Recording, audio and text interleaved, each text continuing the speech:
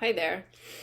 I thought it would be really nice for me to get on here and share a little bit more about my story and why I'm so passionate about healing sacred feminine. So, what is my motivation, my inspiration, my passion, my drive, my purpose, all of those. Yeah, what goes into what I'm doing here and what drives me. Um, I thought it might be nice for you to get to know me a little bit better and hear a little bit of my background story. I share some things on my blog and write personally there, but this is, a different format, of course. There's so many exciting ways for us to connect now. And I am discovering I really love video because I can just like let it flow. So although then there's the part about editing, which I haven't learned to do yet. So this will not be edited. You're just going to get whatever comes out for now. So maybe someday in the future I'll sit down and work with that. But so many things to do in the world, so many things to do with our time. It's just like, oh, so editing is far down on the priority list right now. So, um, yeah, healing sacred feminine and what I am doing.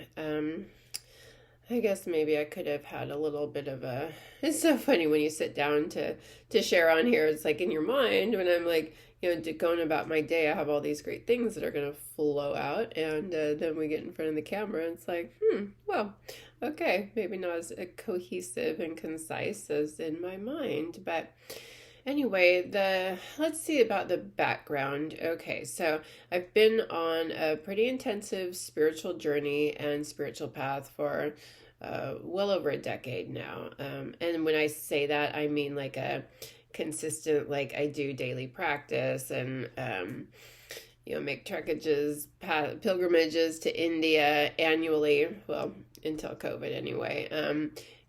Every my whole life is geared around my spiritual growth and my spiritual path, and evolving myself, my consciousness, really deep diving into my unhealthy patterns and habits and behaviors and emotions that previously really ran the show. And until we get conscious of those things, which happens as we embark on a spiritual path and start really working with our energy, they ran amok, and I was just not a very pleasant person. I don't think I was probably not much fun to be around. And I wasn't having a good time, in my mind, in my body, in my experience, anything. Just very driven by unhealthy emotions, unhealthy patterns, compulsions, habits, unhealthy relationships, in jobs that weren't supportive, or nourishing, I guess is the word I would say. Just kind of just going along, not much passion and purpose, I would say. Um, and then that led to drinking, drugs, etc., just ways to try to deal with my misery, which certainly didn't help anything, it wasn't really the best option, but it's what I had, and it was the only way I knew how to deal with the pain that I was in. This like existential crisis type of pain that I just came in with. I was put up for adoption at birth. So the loss of my biological mother and father and family at that age really kind of destroyed me. And the practice back in those times in the 70s was to it was very common for when you were born to be taken from your mother and then placed in foster care with a foster parents for a period of usually 6 weeks. And then your adoptive family came and got you. So at this point, at 6 weeks old, you've been taken from your biological parents and put into this other home. And you're like, okay, that was really freaking weird, and I don't even know what to do without my mother, but here's these other people that, okay, let's try to bond with them. And then a few weeks in, they're like, actually, no, you're gonna go over here. So at that point, I think it's pretty safe to say that like coping skills or bonding abilities, so much, it's it's pretty fucked up. Let's just be honest. So and the parents that I ended up with weren't, they were young and they had a lot of their own stuff that they were dealing with and didn't really know how to support me in the way that I needed at the time. People didn't think babies had feelings and didn't grieve, and there wasn't a lot of consciousness and awareness about what babies really perceive and understand and comprehend and are dealing with. So I was a very miserable little baby, and I guess I cried all the time. I mean, no wonder. But nobody knew what was wrong with me. They just thought, who knows what? I don't know what they thought, but it wasn't supportive. I didn't, and as I grew up, as I continued to age, I didn't. It's not like I got tools to work with it.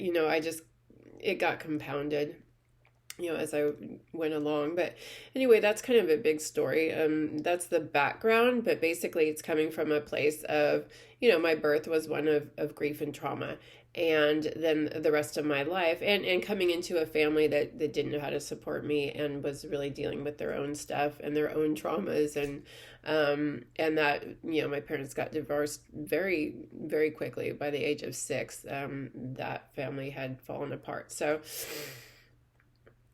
not good, not supportive, not nourishing environment, just lots of things. So my way to cope with that was, eventually acting out, behavioral issues. I had so much self-worth issues, like, why did my mother give me up? I must be a bad person. I must have done something wrong.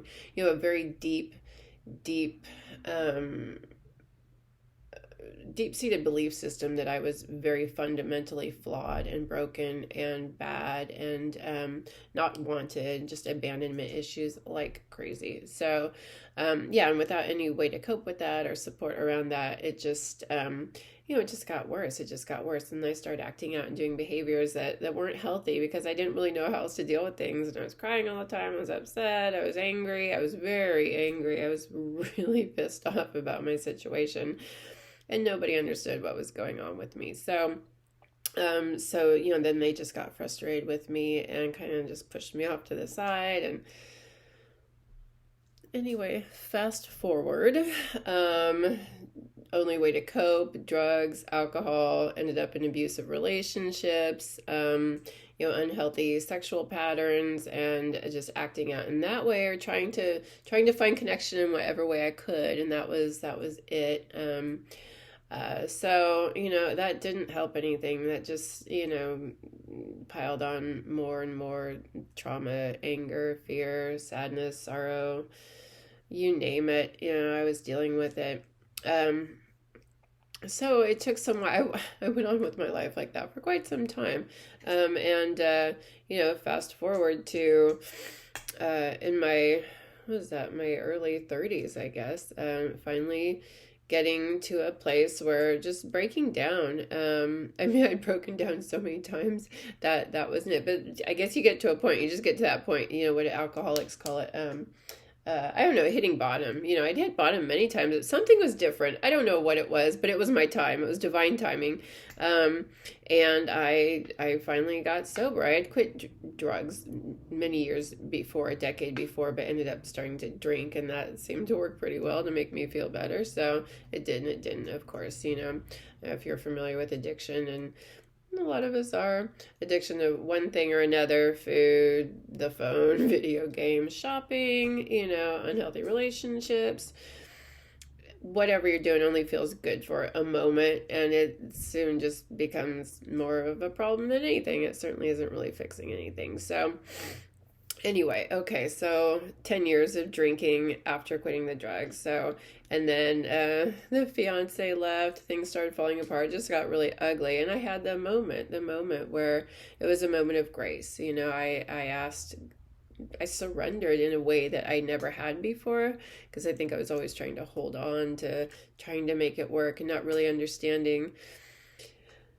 I don't know, again, that's a bit to go into, but for whatever reason, grace and the compulsion to drink was completely lifted from me. And then I was just off and running with my spiritual growth and my spiritual path, and met a community, a teacher, and started working with her very, very closely, and really got into my spirituality and discovered that that's what I had been missing the whole time. That's what would fill the void, coming into my heart, connecting with source, connecting with the earth, connecting with, things not, much bigger, much bigger. It was a spiritual connection that I'd been seeking in all of those other things. It was a spiritual connection that I came in missing and lacking. And, I started to understand that. Then began the process of the unwinding of all the stuff, all the energies that had been built up, all the trauma that I'd come in with, all the trauma that I, encountered and created throughout my lifetime.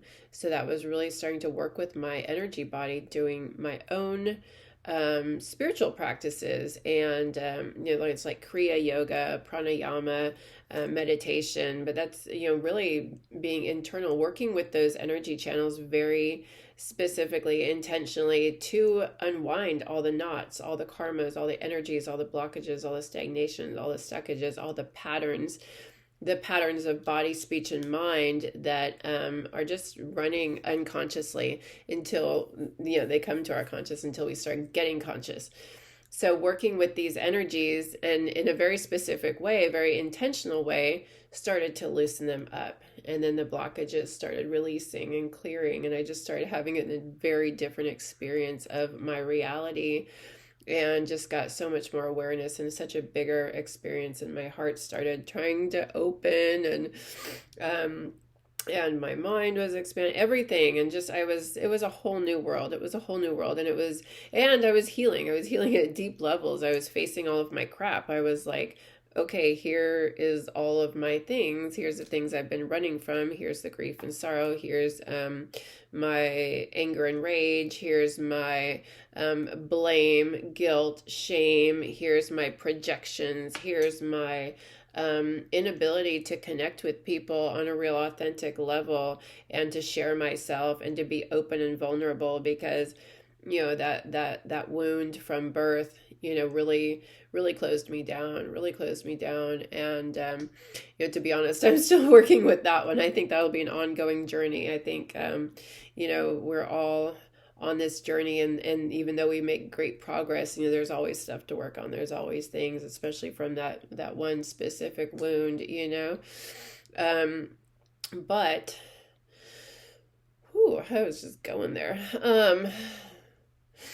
So yeah, working with the energy and really starting to unwind and starting to understand like what a difference it can be and what can happen when we work intentionally with this. And I just, I got so passionate about it, and excited to share it with other people. And once, some years into my spiritual path, I experienced a few deaths. It was 3 deaths in my life, 3 very different deaths. And it really changed the whole trajectory of my life. I was kind of going along, and was into landscape design, was going to school for that, and was really into plants and gardening, and just loved that and wanted to share that with people, and express myself creatively and work with plants and work outside, because I love that. I absolutely adore plants. And so that was my passion. That's where I was going. And then these deaths just really changed everything. And it's just like, wow, I started to understand how how challenged our society is to do grief.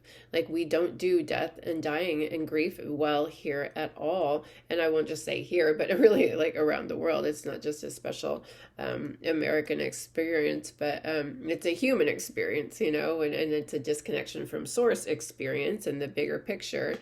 And just being really attached to this moment, to these bodies, to youth, to a lot of things, not wanting to be sick, not wanting to face the fact that we will die, a lot of things. But we don't know what to say. We don't know how to hold each other through grief, and because it's a scary thing. We don't want to die, and facing our mortality is really hard. So working with somebody else in their grief kind of forces us into that, so it's easier to just not do it. So I experienced that really firsthand and big time when I experienced those deaths. It was the death of my grandmother.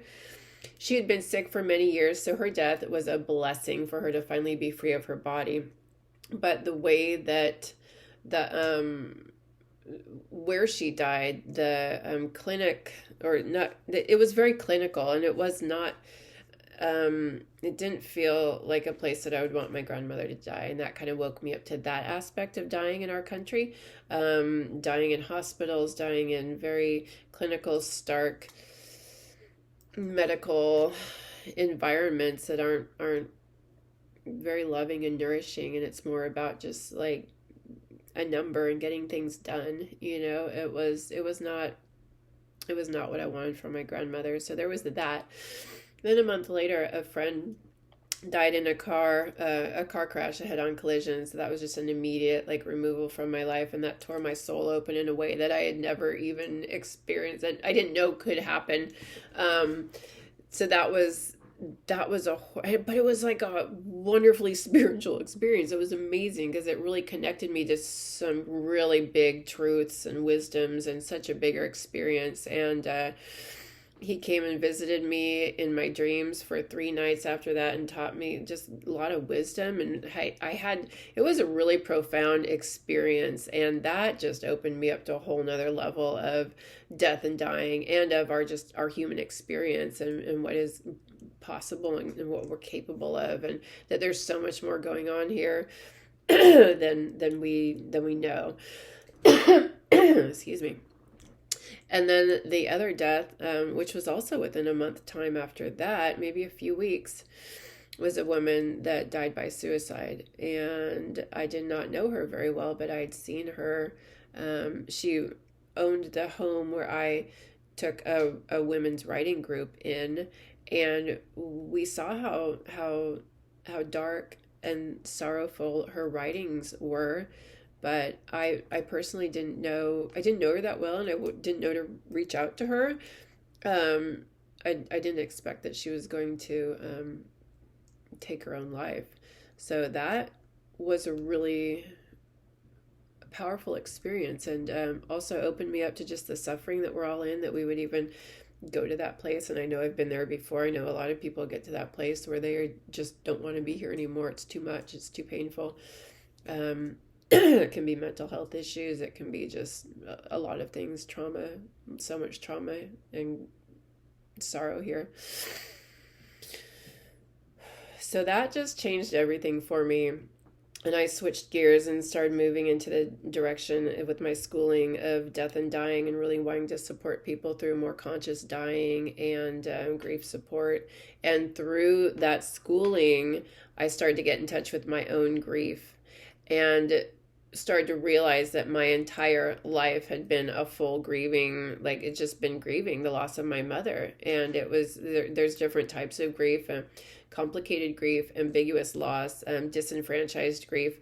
I learned all these terms and I learned all these things. I was like, holy shit, that's what I've been dealing with my whole life. And then no wonder I couldn't cope. There was too much, and I had no skills and nobody there to help me. And I started just getting a much deeper appreciation of grief and my life, and how so many of us are in a lot of grief that we don't even recognize and don't understand. We don't label it as such. We think of grief as to do with death.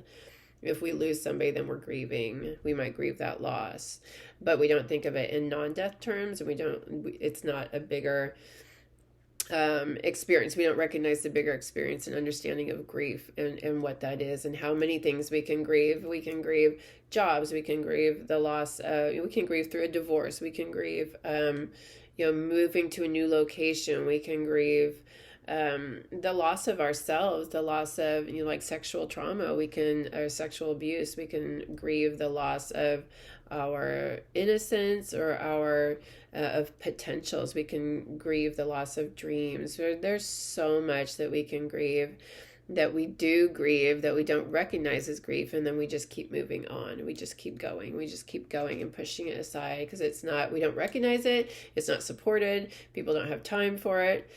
It's ridiculous. We think, like, why am I still upset about this? I need to get over it. And people tell us, get over it, get over it, get over whatever it is. Oh, you shouldn't be grieving that. Just look at the positive. Just be grateful. Just blah, blah, blah, So we shove it down, we shove it down, we shove it down. We shut down our hearts and we shut down ourselves more and more and more as we try to just cope with moving through the day. So I really started to get such a powerful understanding of grief and having lived it. And I started to understand why I came in the way that I did, and that my understanding and my deep experience, lived experience of grief and loss was a very special, like, superpower for me, giving me great empathy and compassion for all of us and this human experience and what we move through and what we are faced with and what we need to deal with in order to be strong in our power and be our best selves and live the life of our dreams, whatever that looks like for us, right? Because it's different for every one of us. So, so yeah, and that just spurred my passion even more. And the what really got me was the spiritual growth potential of grief, because it's through loss and it's through facing loss that we grow spiritually. For some reason, I don't know why, who designed it like this, but for some reason, losing something makes us appreciate it more and want to be better people and do our lives differently. There is no better teacher than death and loss, and non-death loss too. It doesn't have to just be death, but like I said, but there is so much potential for our spiritual growth. They call it post-traumatic growth syndrome. And when I learned about that, I was just like, holy shit, that's the thing. There's a term for that too, because that's what I was all about being there. I'm like, there's so much spiritual growth in loss. I've experienced so much growth, and that's why I wanted to share with other people. It's like, oh, this can be a catalyst for you. So then again, I learned this terminology. I was learning terminology for all the things that I was experiencing, and I was just like, oh, it was so validating, and other people have this experience too, and it was understood. And so school was very supportive for me in that way. I had a really great time with it, and it really opened things up for me to help me understand my experience and how much I wanted to give back to others, and how I could. Now I had a framework. Now I had more terminology. Now I had a better understanding of exactly what it was that I was trying to share with people, and my experience, and how I could utilize that to support people. That post-traumatic growth, again, how many times do we see like amazing foundations that pop up to support people that came out of a traumatic situation? Parents losing a child to whatever. I think of Mothers Against Drunk Drivers. Horrible loss and trauma there, but look at the beauty that came out of it, and look at how much growth and how many people it supported and how much awareness it brought around that issue of drunk driving. And like I said, I don't know why it is that way, and it makes me sad, but that is the way it is. A lot of good can come from these traumatic experiences and these losses. So that's what I was really passionate about, and wanted to empower people to see their losses that way, to move out of victim consciousness, because I lived victim consciousness for the majority of my life. It was just like, if I hadn't been put up for adoption, if only I had a real mother, if only I felt loved, if only I was connected.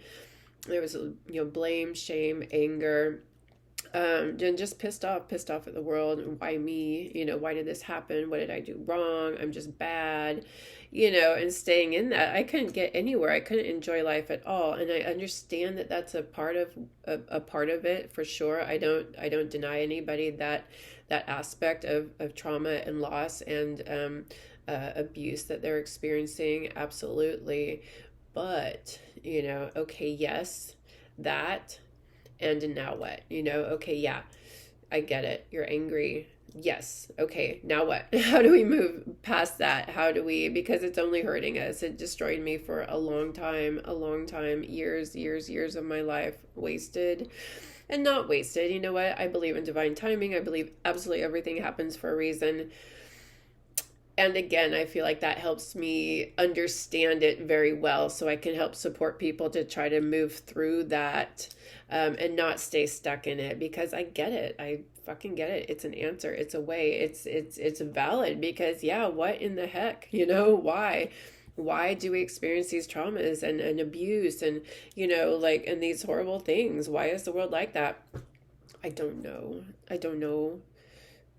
But it's not going to help us to, stay stuck in it. And it's extremely empowering to take that and find the wisdom in it, find the growth in it, and to move forward and see how we can support others that are going through it as well. Find the power, find the power, find the strength in it, find the strength. So that is what I am so passionate about.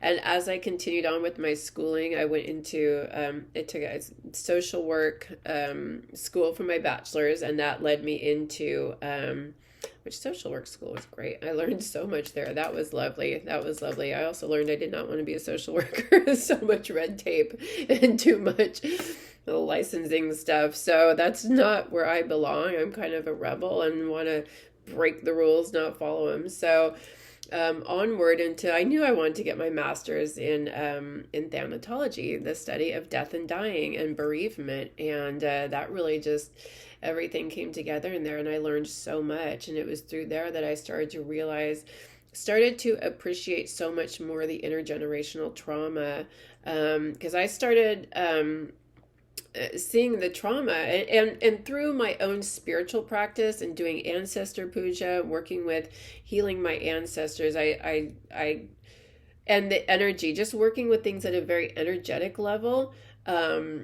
because the energy flows through time and space, and it comes with us in our DNA, like the physical aspects, but it comes through behaviors and patterns from our parents and their parents and their parents. And so I know that the trauma that I took on was taken on from my family and they from their family. And that was a big part of how I was able to release blame and anger. It's just like they were doing the best they could. They didn't set out to hurt me. They didn't want to be hurt themselves. They were dealing with their own pain and trauma.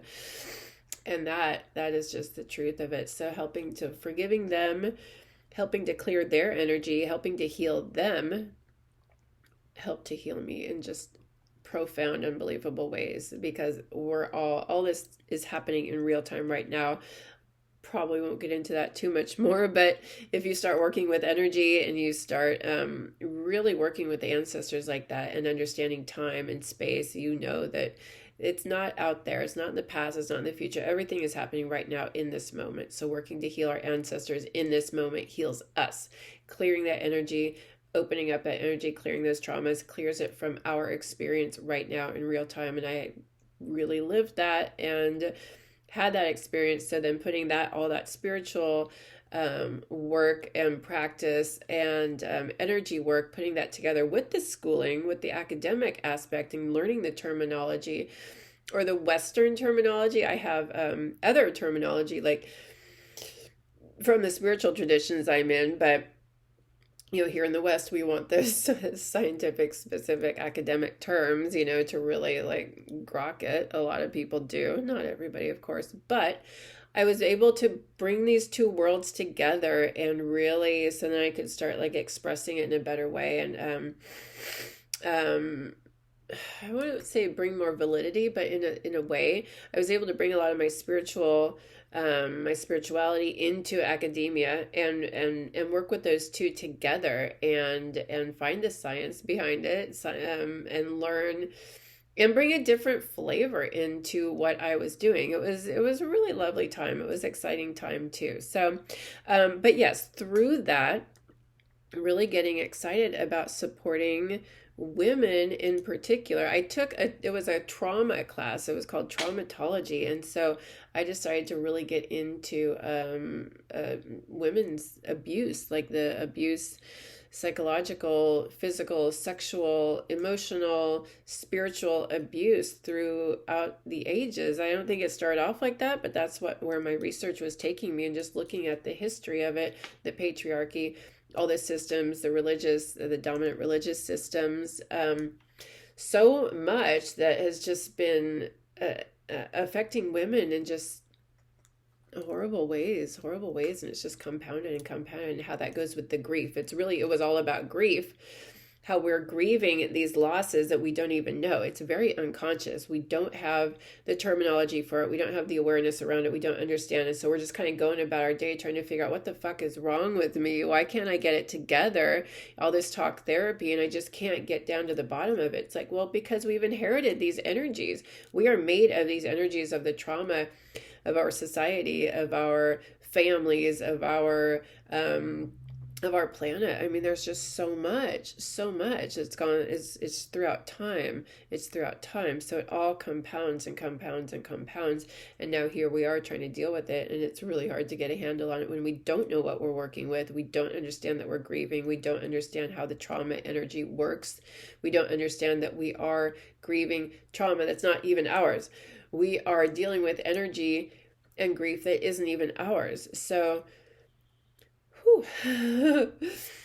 energy work is amazing for this. And that's how I worked with so much of my own clearing and working with my ancestors and clearing the history of trauma and working with that. So that, coupled with my education in the Western side, bringing all of this together is just really morphed into this beautiful, gorgeous, exciting thing that I'm so passionate about offering, and how to support women in moving through that grief, moving through that trauma that's inherited, trauma that is that we've taken on in our lifetime. So not only are we dealing with this inherited ancestral societal trauma, collective trauma, we've got our own stuff. I don't even, it just breaks my heart to know how many women and men are dealing with sexual abuse at some level somewhere in their lifetime. I mean, I think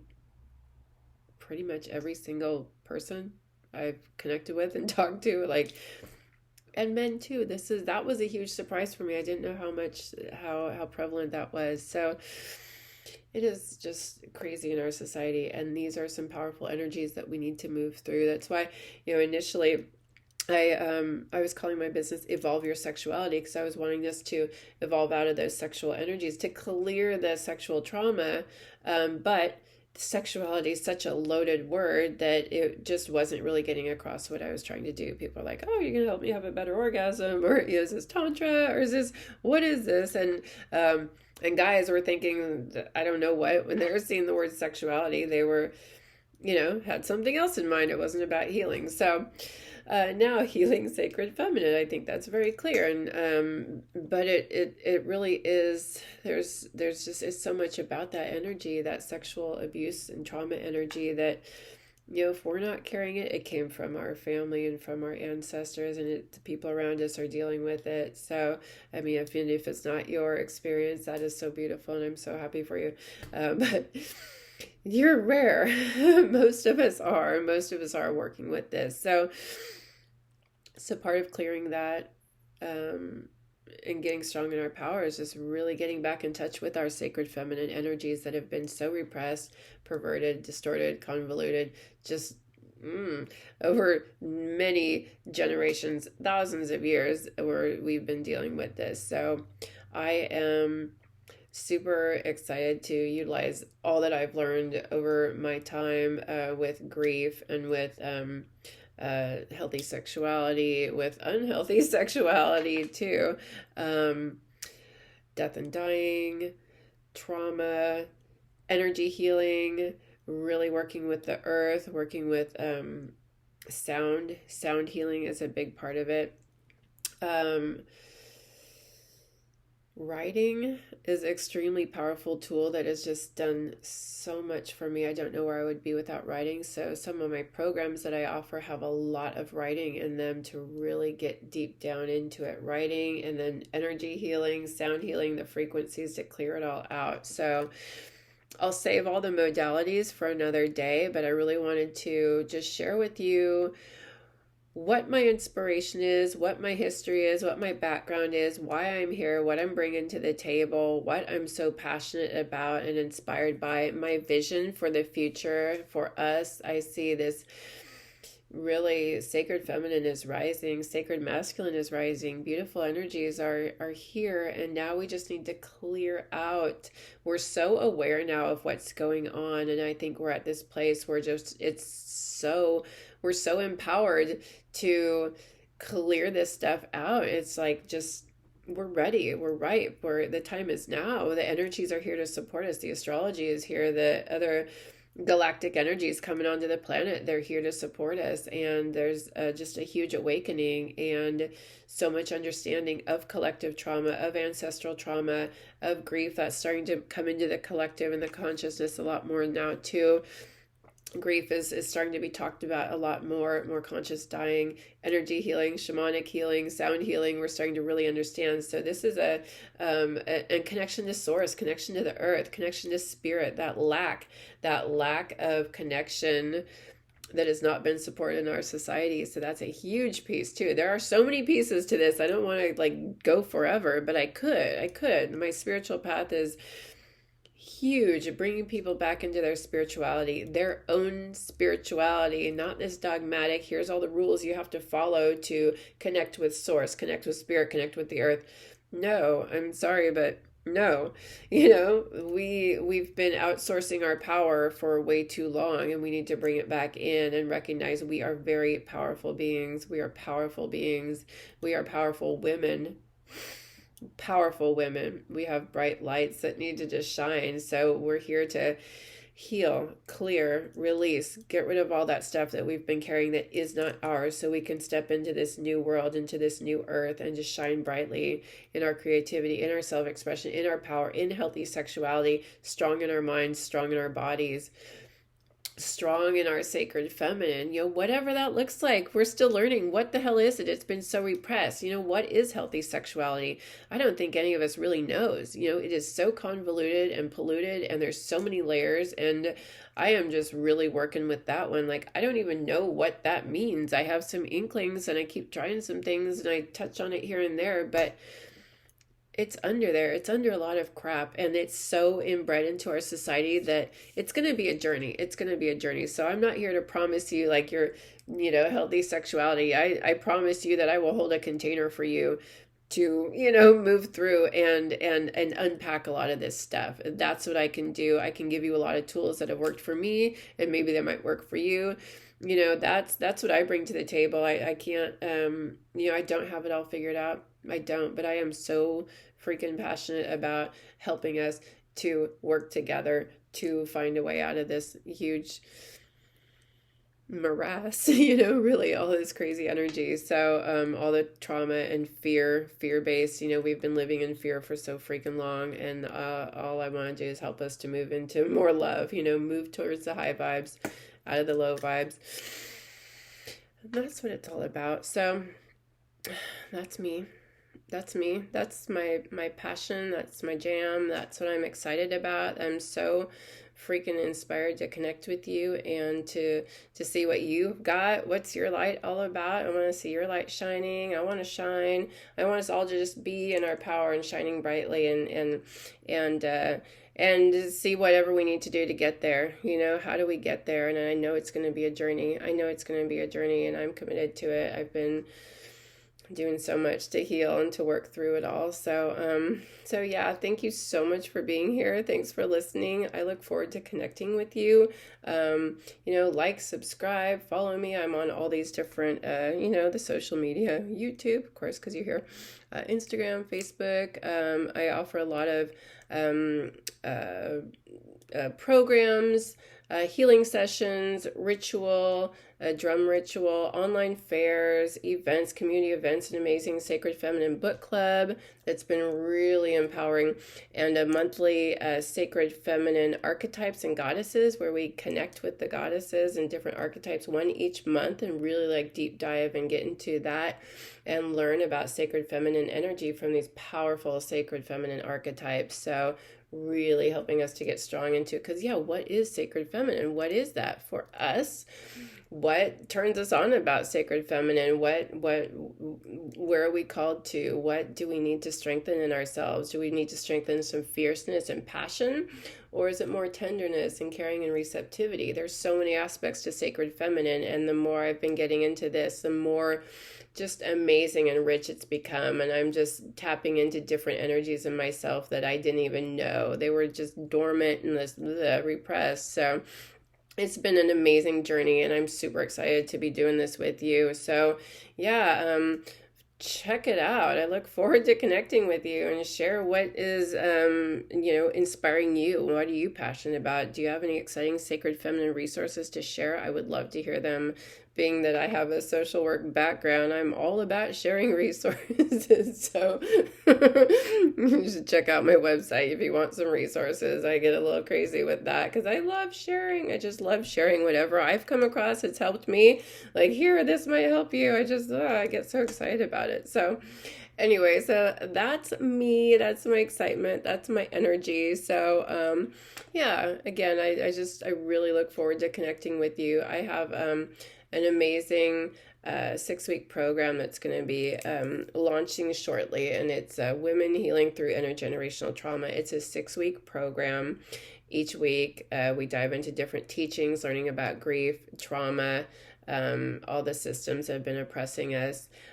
We do ritual every week to help clear and heal and connect with ourselves. And there's energy shamanic healing sessions every week to clear the energy, to clear the trauma. So we're not just talking about, we're actually clearing the energy. And then we're doing ritual, and we're writing into the pain and the trauma and bringing it up, bringing it to our consciousness, because until it's conscious, we can't work with it. It just goes down there. It just stays down there and runs amok and runs our life. So the writing brings it to the surface. The shamanic sessions, healing sessions, clear the energy through we're working with all timelines, lifetimes, realms, and dimensions here. We work with the ancestors. We work with just a lot of different modalities. So it is, and the ritual is so powerful, so powerful. So that's an extremely exciting thing that's happening right now, an extremely exciting offering. So I invite you to check that out. It's on my website. There's so much more information. I'm gonna do a whole nother video on that because there's so much going on there. And then a 12-week program that really gets into all this too, but that's I'll do another video on that too. So yeah, we're at like 41 minutes now, so I've been going, but thanks if you watched this. I'm so excited that you got all the way to the end. I knew it was going to be a little bit, but I really wanted to give you an introduction as to who I am and what I'm doing and what I'm passionate about. So thanks for watching. And yeah, I look forward to connecting with you.